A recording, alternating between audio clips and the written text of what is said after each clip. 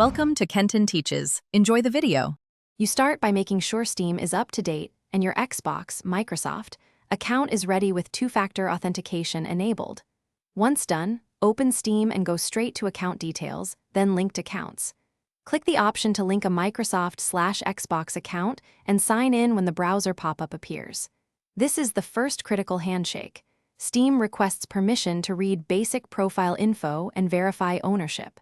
Do that now. It's the prerequisite step that unlocks the rest of the process.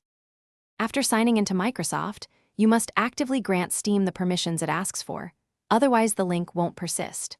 Make sure to approve profile access and friends list if prompted. Those enable crossplay and status features. If two-factor prompts appear, enter the code or approve via your Authenticator app immediately, then return to Steam and refresh the linked accounts view.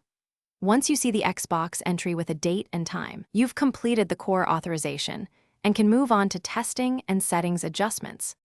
Finish by launching a game that uses Xbox features and confirm cloud saves, achievements, or crossplay are active, check notifications or the game's settings. If something fails, sign out of both Steam and your Microsoft account, then sign back in. Restarting both apps often forces token refresh. If problems persist, clear your browser cache, disable any VPN, and unlink then relink the account to renew permissions. That one troubleshooting step resolves most errors caused by expired tokens or cached credentials. Thanks for watching. Please subscribe if this video was helpful.